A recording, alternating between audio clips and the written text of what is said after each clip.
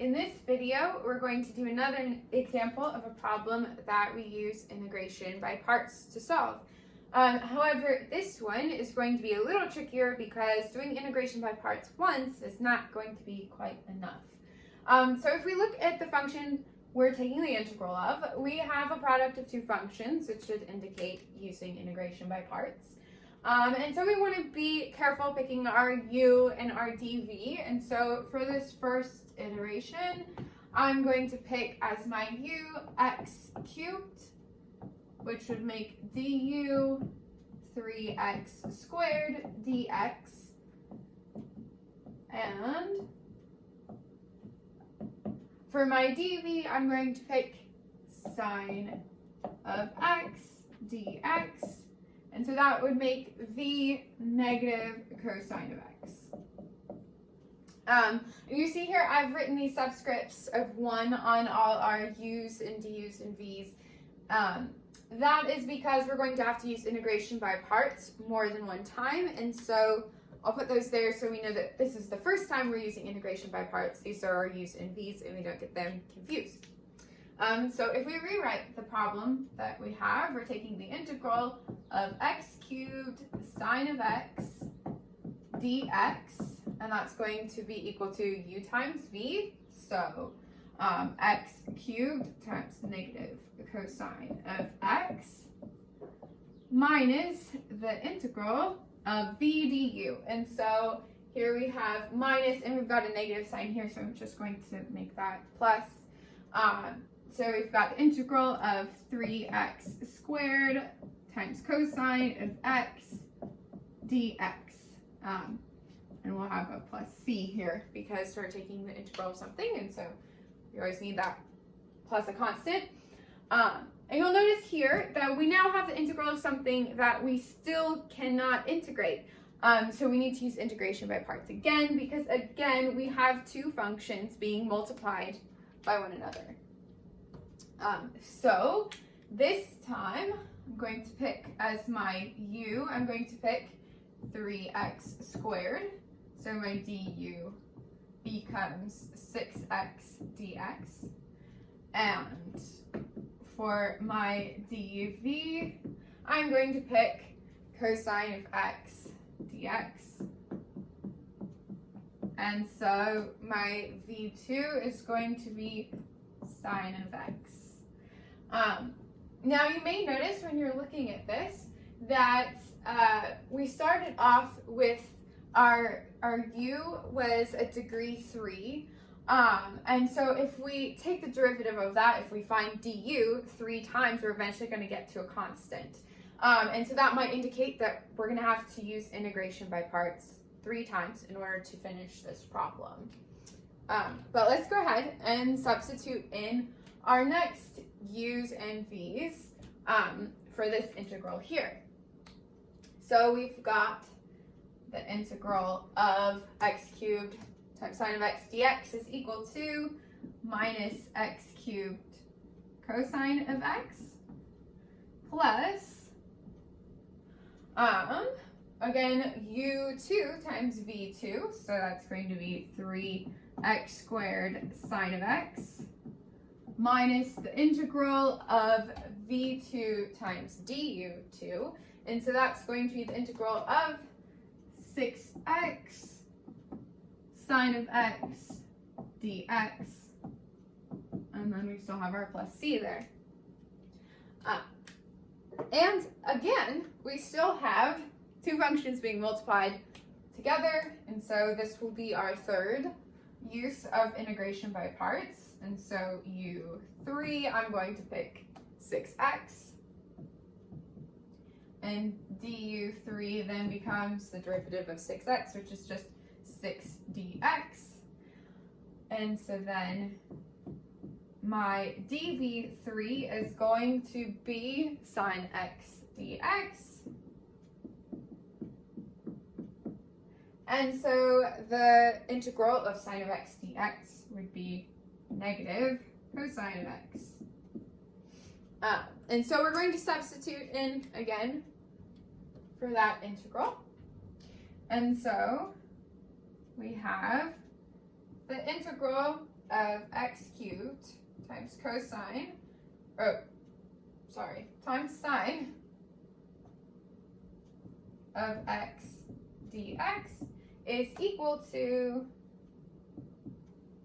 negative x cubed cosine of x plus 3x squared sine of x minus, and remember, since we're taking minus this whole integral, it's going to be minus our u and v 3's minus, again, v du. So that's something that can be quite tricky when you've used integration by parts several times, is to get these plus and minuses mixed up. So just make sure that you're extra careful.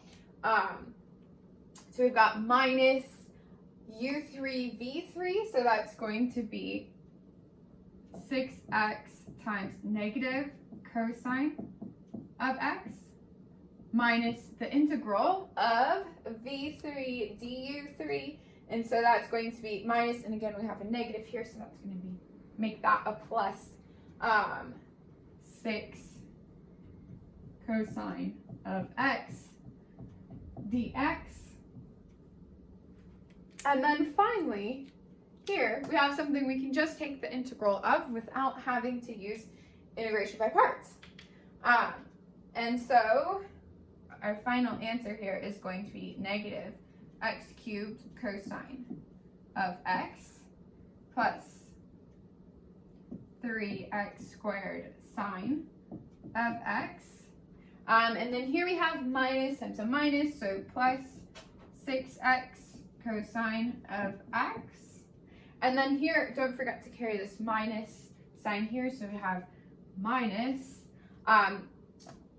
the integral of 6 cosine of x, which is just going to be minus 6 sine of x, and plus c.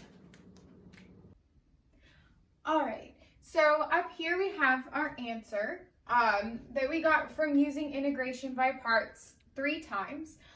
Now, for that problem, it wasn't too bad, but it took a little bit of time. But imagine you had a problem where instead of x to the third, we had something like x to the 9th. Then that would require us doing integration by parts 9 times, which would get a little bit obnoxious. So there's actually a trick that we can use whenever we are using integration by parts and we have 2 functions, and one of them is a function whose derivatives terminate, meaning eventually if we keep taking the derivatives, it becomes 0. If the function is not that way, then this trick will not work. We'll see some problems like that later that we'll have to use a different sort of trick in order to find the answer. But we can see this trick if we rewrite our answer a little bit differently. So I just regrouped some things here. And if we do that, we can see that we actually have here, this is our u1 times our v1 minus our u2 times our v2 plus our u3 times our v3 minus u4 times v4. Now, we didn't do integration by parts a 4th time to get our u4 and v4, but had we done that, that's what these would have been. Because integration by parts wasn't necessary that 4th time, but you could still use it.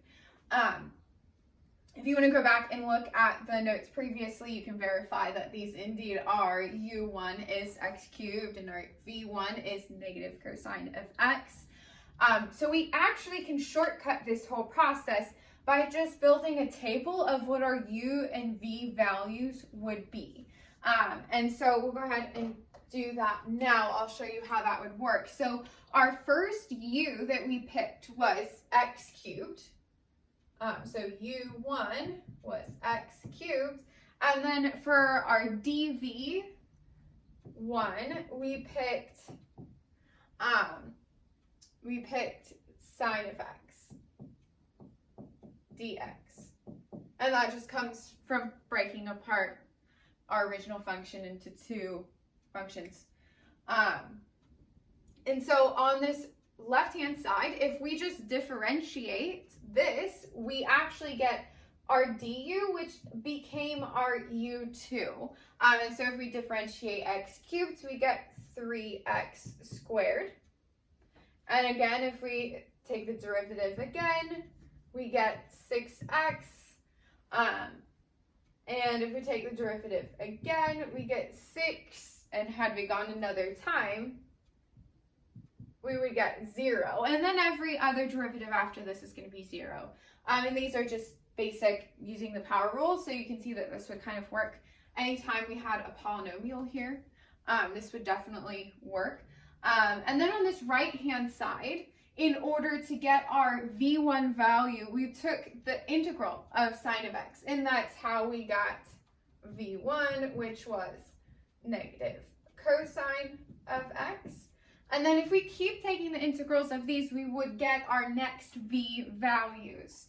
And so our v2 became negative sine of x, and our v3 became cosine of x, and then our v4 became sine of x. And of course this one would continue forever in this 4 iteration cycle, because that's what happens with the derivatives of sine and cosine, or the integrals of sine and cosine. And so now if we just look at this table and multiply u1 times v1 and u2 times v2 and u3 times v3, u4 times v4, and you see how after u4, v4, this would just be 0, 0, 0, because all of our u's are going to be 0, so we'd have 0 times whatever this is, and so on. So that just, that's what it means by it terminates. And so if we follow this pattern of finding the u1s and the v1s, and then you see that the signs alternate, so this is a plus, minus, and if we had more terms, again, like that sample problem of x to the 9th here, then it would just keep going plus, minus, until we got to u9, v9, and you would be able to solve that problem using this trick. And this kind of shortcuts all of that work that we did previously, making it easier.